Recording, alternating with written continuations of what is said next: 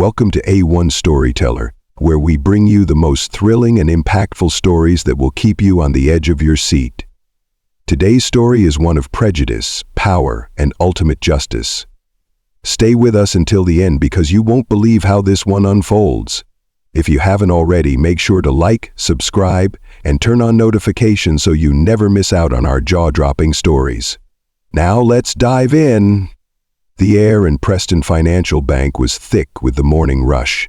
Customers stood in long lines, tellers shuffled paperwork, and the scent of freshly brewed coffee from the break room drifted through the hallways.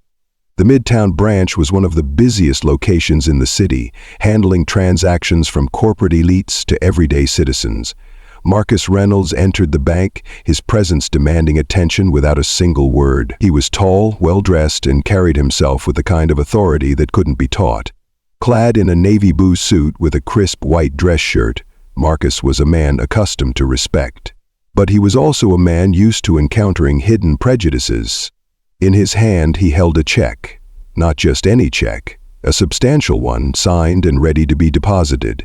He had stopped by the bank to make a routine transaction, not anticipating what was about to unfold. Behind the main counter stood Leonard Whitman, the branch manager. Middle-aged, stout, and possessing the kind of smugness that made employees despise him in silence.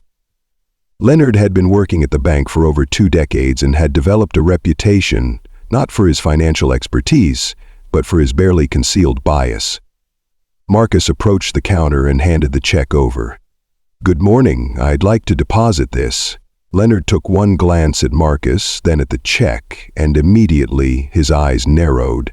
He barely contained his smirk as he held the paper up to the light, then looked back at Marcus with a skeptical expression.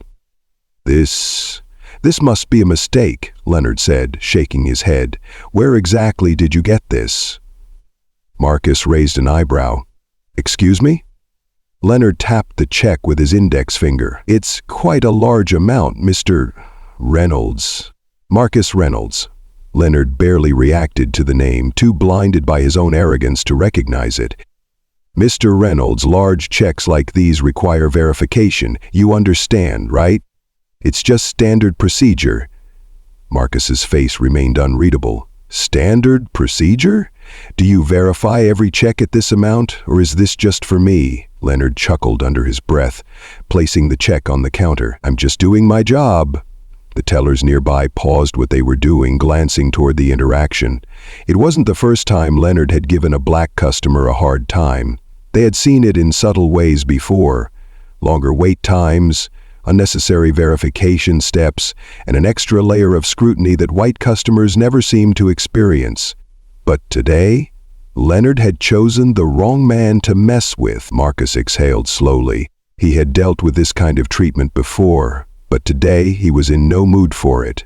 Without a word, he reached into his pocket and pulled out his phone. He scrolled through his contacts and pressed a number. The call connected almost instantly. "Yes, Mr. Reynolds?" The voice on the other end was crisp and professional. "Pull the records for Preston Financial's Midtown branch," Marcus said smoothly. "I need to make a staffing change." There was a brief pause, then a swift response. "Effective immediately?" Marcus's lips curled into a faint smile. "Give it 7 minutes." Leonard was still smirking when he turned back to Marcus. "I'll have to send this for approval. It may take a couple of days." Marcus put his phone away, his posture completely relaxed. "Take your time." Leonard strutted toward his office, holding the check like it was evidence in a criminal case. Employees exchanged nervous glances, sensing something was about to happen. Meanwhile, Marcus remained by the counter, waiting. Minutes ticked by. 5, 6. Then, at exactly 7 minutes, the phone at Leonard's desk rang. He picked it up, his voice laced with arrogance. "Yes, this is Leonard Whitman." The next words he heard made his entire body go stiff. "Leonard Whitman, you're fired. Pack your things and leave immediately." Leonard's face went pale. "What? Who is this?" "This is corporate.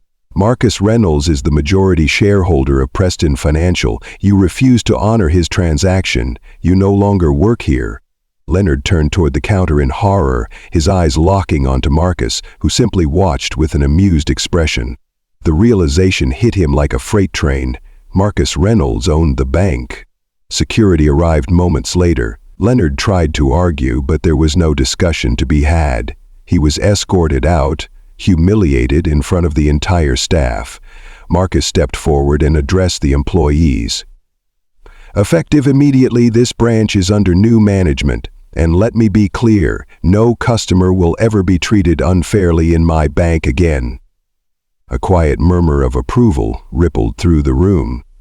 The tellers, the security guards, even the janitorial staff, all of them had endured Leonard's toxic leadership for far too long. Marcus turned toward a young black teller who had been watching the entire ordeal. "What's your name?" "Jasmine, sir." He nodded. "You're the new branch manager." Her eyes widened in shock. "Me? But, I don't have—" "You've got everything you need," Marcus interrupted with a reassuring smile. "Run this place right."